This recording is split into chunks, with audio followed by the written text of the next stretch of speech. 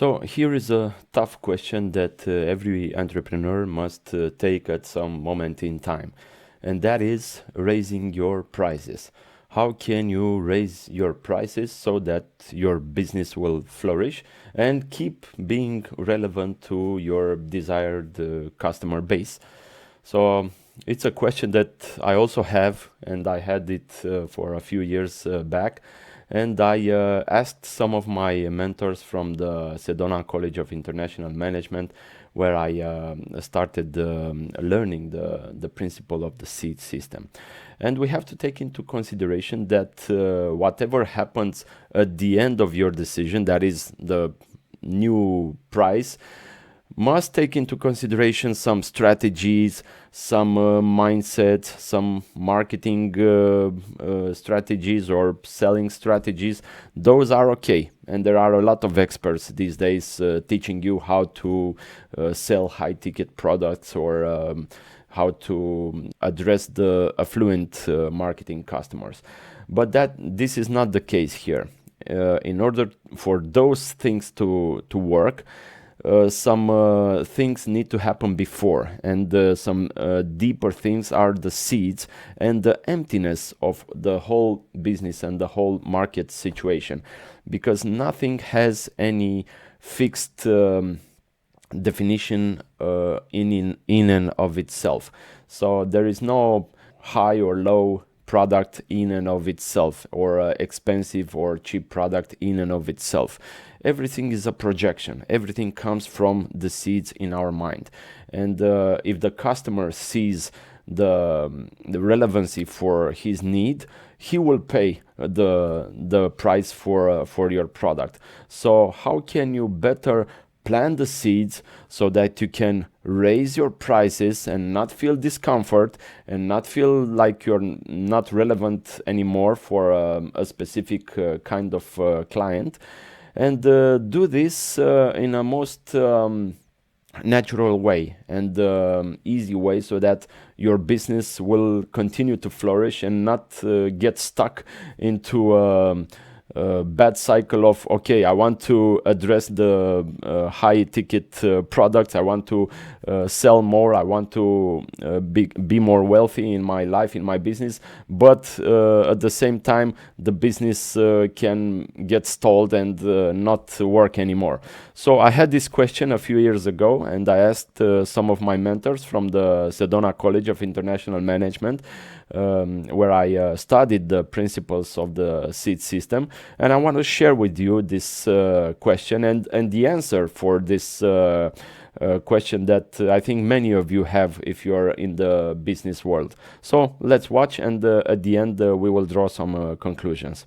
Today we have Octavian from Romania with a really good question about the sensitivity of his product pricing, and we're going to show you his video right now. This is Octavian from Romania. My question is this: what is the best way to increase the prices for your products or services without feeling any discomfort? Thank you. Okay. Yeah, this is probably a universal question that many manufacturers ask themselves, and I have a feeling that there are two parts to it. One is his discomfort about not having, worrying about the price increases, and that's a normal, almost like a normal reaction when you have to raise your pricing. The second idea really is, does raising your pricing sell more product? You know, and we could look at that from the standpoint of, you know, does raising your prices sell more product? Does raising your prices not sell more product? Does not raising your prices sell more product? And does not raising your prices not sell more product? So we have this conundrum of possibility, and we should address that for Octavian. So my sense is that, Octavian, what's the feeling you're having of discomfort? Is it the fear that you're going to lose customer base? There's a sense of guilt in your voice about it, not being certain. And I think we have to work on that from a seed perspective as well. Like watching the possibility of little seeds that you plant making other people guilty could be a potential to see this coming into surface with your product line and your dilemma of being worried about the price range going higher. Or is it simply an outer thing where you're just worried about not people buying your product because you raised the price? You Connie ran a very successful restaurant in Vancouver, one of the most famous in Vancouver. Yeah, and So I can. how would you handle a price raise if you had to raise the price for a meal, a particular, like a particular salad or a particular Right. dessert? Because our costs Yeah. go up all the time, and we were really concerned always about having the best ingredients. Yeah. So in that case, I would say, where I would go with that is it's more about the feeling of, I would say, planting the seeds to actually create more wealth, first of all. Because just to take it back to what JB said, the idea that you've got all of these possibilities and not one of them is certain.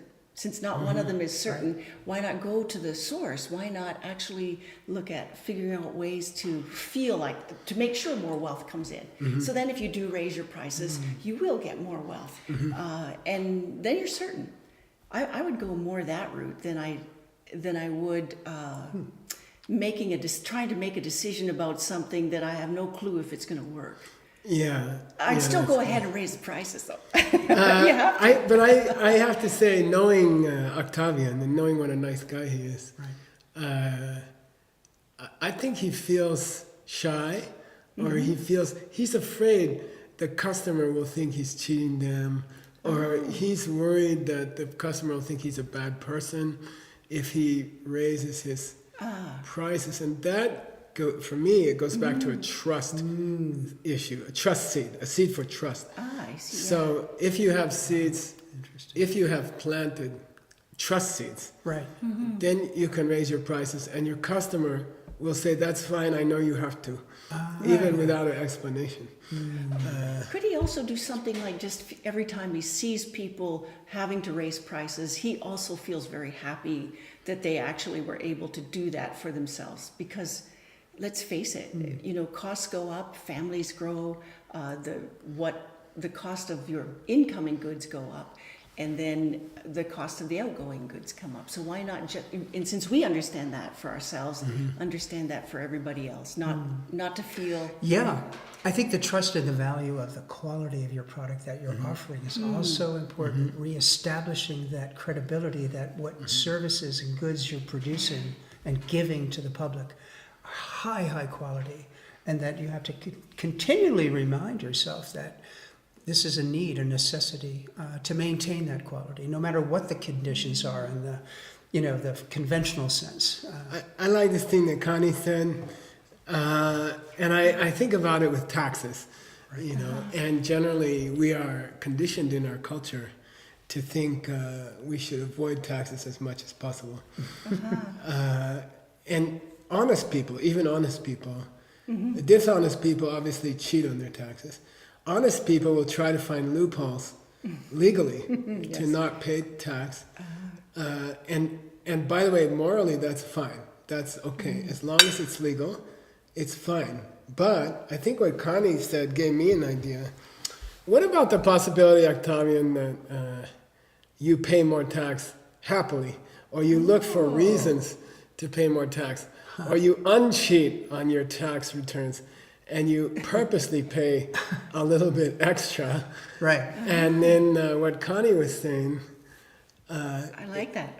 if you try to have that frame of mind about people you buy things from, and when they raise their prices, you think, yeah, let me pay a little more, because that will help their family. We just had the holes dug here for the sewer. The guy came with a big machine and dug holes for the new sewer for the toilets here. Right. And I gave him $100 extra. Oh. And he was blown away.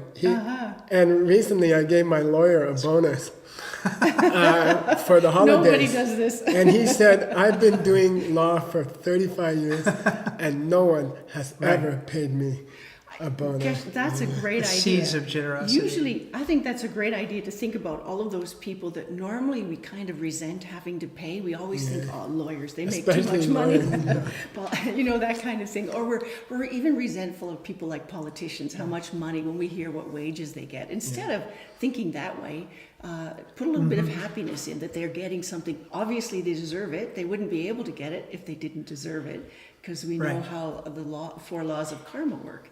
Or the four laws of seeds. Outer methods too are interesting. Like I remember in business, if you felt that the price was a little bit higher than an average person would want to spend, what would you do? Well, you would give them a $8 off coupon on the next purchase. Yeah, that's what I'm saying. And give them that opportunity that, oh yeah, this is a great incentive to come back to the brand and buy it again and have this 25% discount. Or Well, what if when, Jesus said, when someone hits you on this side of your face, then offer them this side of your face. And what if when someone charges you pretty high for something, you give them extra. You offer them some extra. And I'm if the motivation is correct, right. if the motivation is that they should have a better life, That's right. then I think Yeah. after that you could raise your prices Yeah. and people would be happy. Right, or at least, the very least, he wouldn't feel that sense of guilt or worry about raising those prices. And that, I think, is really important, And just to not feel that. These are tough business decisions that you have to Yeah. make. I mean, it's changing, shifting the unknown in the actual performance of the product. And Yeah. If someone's suspicious when you raise your prices, then that comes from a seed, right? yes, yeah, What did you do to make actually- that happen? yeah. A good question, Geshe-la. You want to know what I'm just curious, how you went- what's a yeah. common What's the thing common that we do all day that Right. that would cause someone to be to suspicious. be suspicious when you raise your prices? I would wonder if it's not our thinking judgmentally about what other people are doing, being suspicious about people's motivation, that kind of thing. But if Trust as well. and trust is there. I like this idea that,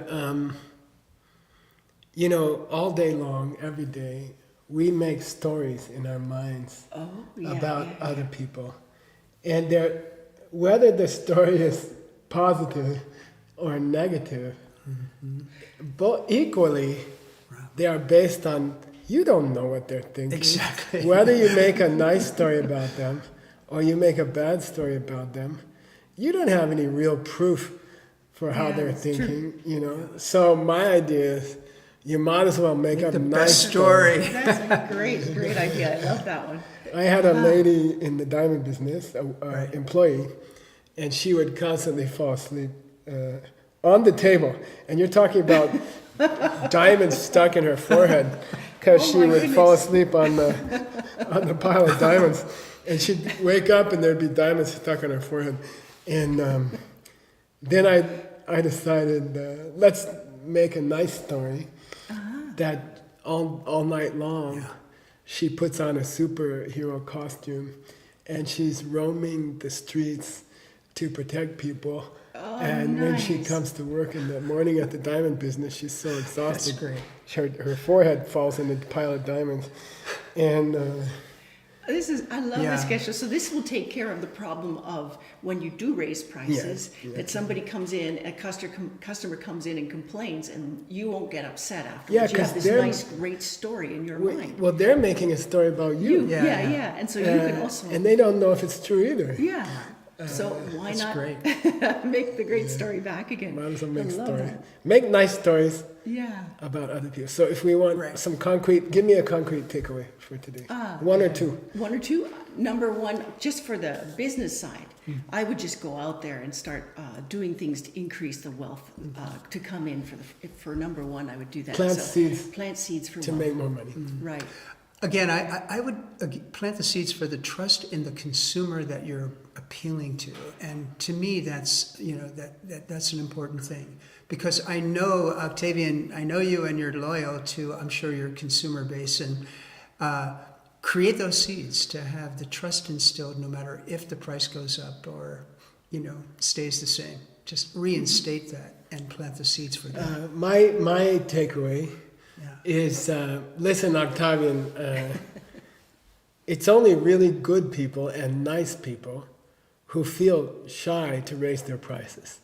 So I would do coffee meditation at night. I know you have a new baby, Right. and You probably wake up at night. no, but I would just think before you go to bed at night, it's a good thing to be worried how people are going to feel Yeah. about raising your prices. In the Abhidharma, Yeah. 2,000 years ago, those hesitations or those Yeah. worries of what people are going to think are the basis of all virtue, are the basis of yes, all yeah. good deeds. Only good people Right. worry what other people are going to think about. So I would celebrate It's beautiful. that you have those seeds already. Right. Yeah. Okay, thank you, dear mentors, Geshe Michael, John Brady, and Connie O'Brien. Some of the best mentors I had in the last 12 years, actually, that I'm continue to study with.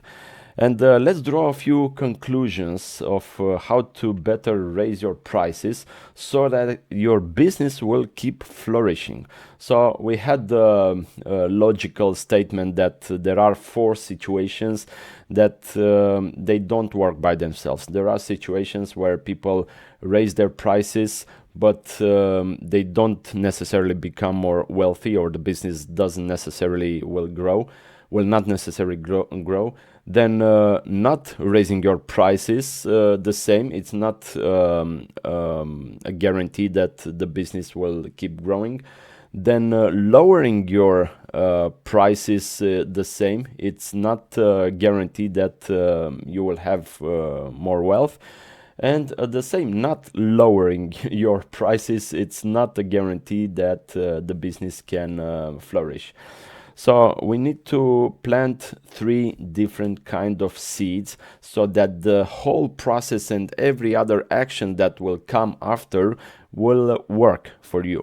So the first seed, as Connie mentions, is the wealth seed. You need to help create wealth in the world around you, with your partners, with your colleagues, even pay taxes. Okay, it's not, this is, I know it's an unpopular idea, but if you pay on time and a little bit more, not much more, but a little bit more, this will plant the seed in your mind. You will have the seed in your mind that you created wealth for everyone around you, that are everyone's connected with your business.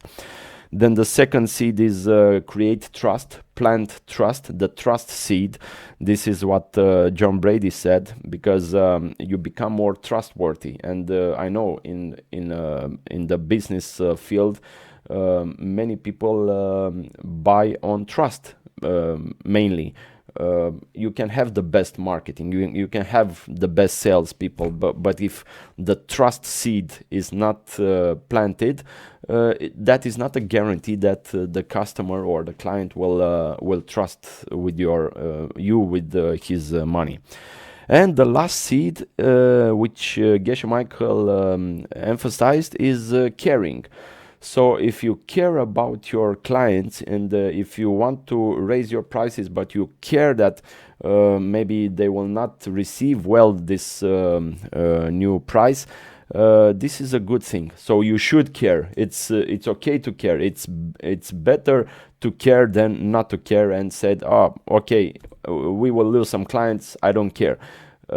Caring plants a good seed, and it really makes you feel like you have an impact for the people you want to help. So continue to plant these 3 seeds, and what will come after, the strategies, the mindset, the marketing techniques, those will be aligned with yourself from top to bottom. Okay, so you need to have this alignment from top to bottom if you want to be successful in having a wealthy business. Okay, if you want to flourish in your business. So let me know if you had this situation, if you had this discomfort in raising your prices. Let me know what worked for you and what didn't. And if you tried the seed system again, let me know about the results. Until next time, keep planting the good seeds. Soon.